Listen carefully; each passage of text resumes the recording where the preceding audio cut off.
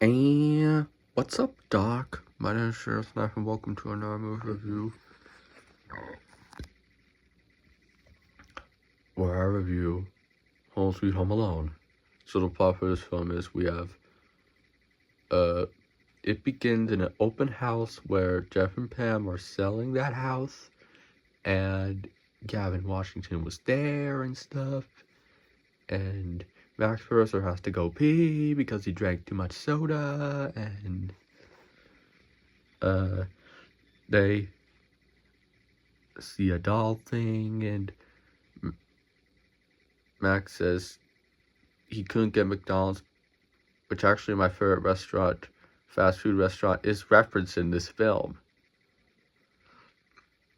At the house, there's chaos at the Mercer's house, just like the McAllisters, where Mike stepped on a Lego, chaos is going around, and everyone's grounded, and Max is really sick, and he goes into the garage to watch a car.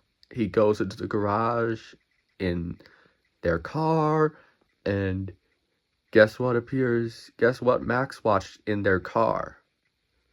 Looney Tunes. Yep, this is similar to what Kevin did in Home Alone 2, where he watched the Grinch in that limo thing, and Max does not want to go to Tokyo, in which the family forgot him, and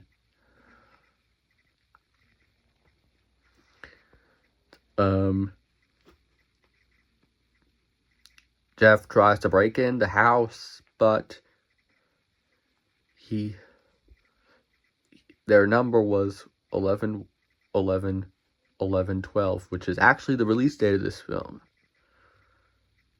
Then they go to a random club where they meet with May, voiced by the same actress who voiced Giggle McDimples from Toy Story 4.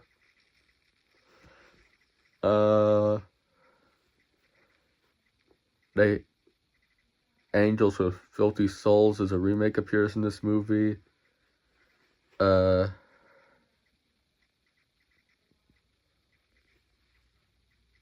Max is forgotten, and he does all stuff that I would love to do, just like the kids from the Home Alone series.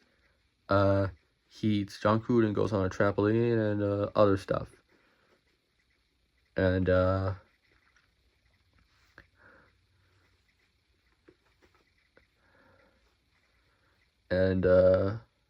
they're at a carnival where they see some stuff. And meanwhile, when Max is asleep, when Jeff and Pam try to break into Mercer's house, they accidentally triggered the alarm. And Max was trying to call the police, but guess who came? Guess who it is?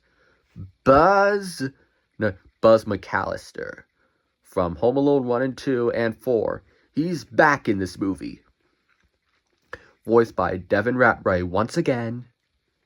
Voiced by Devin Ratray reprises his role as Buzz McAllister for a quick role, and he said if Max was saying that his parents left him home alone, and then his parents went to jail, which I don't want that to happen to my parents, and then Buzz leaves the house, and then meanwhile in Tokyo Carol forgot about her son Max, and Carol leaves, and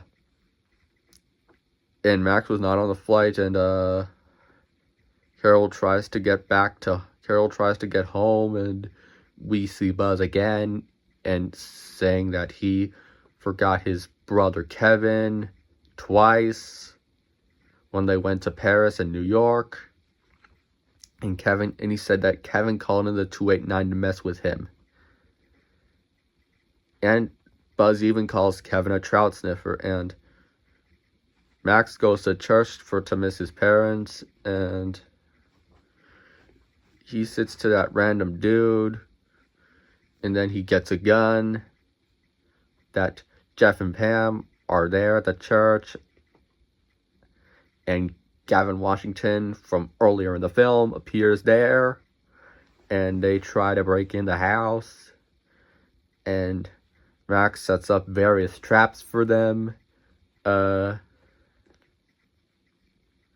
Max took the doll.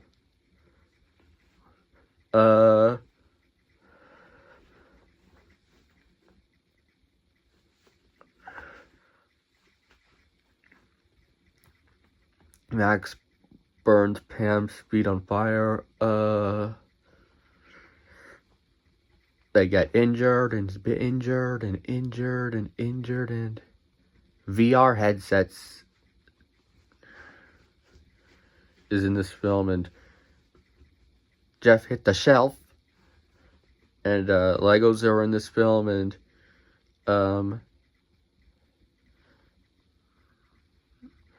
the trampoline fell off and Jeff lost his tooth, kind of similar to what Harry did in the first film. And Pam fell flat on her face, causing the chandelier to fall. Then Max was at the Mackenzie's house, and then Carol came back, and their house was ruined, and their house was gonna get fixed, and they ate dinner, and they lived happily ever after. The end. That's the plot of this film. What do I think of this film? Now, I like this film. I do not know why people hate this movie. It's one of my favorite films of 2021. The story was good. It is kind of a copycat of the original Home Alone, which I reviewed 2 years ago. The characters are good. Max Mercer, he's a good protagonist. Carol, Jeff and Pam, they're good villains. Well, they reform at the end of the movie. The actors who played Pam also voiced Katie from Sea God Pets. And Buzz McAllister, he's a good character, as he's an adult now and more mature, as he was mean to Kevin in the first 2 films. And the actress who played May was the same actress who voiced Giggle McDimples from Toy Story 4.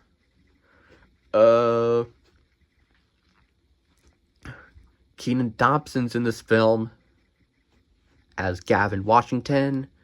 I thought he was a pretty funny character. He said, and John Debney's score stayed true to John Williams' score from the first 2 films.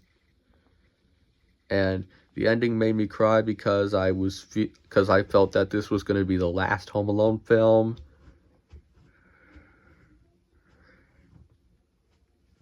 So, this movie is a great film from 2021. This film's a great film from 2021. No negatives about this film, though I do wish Kevin appeared in this film.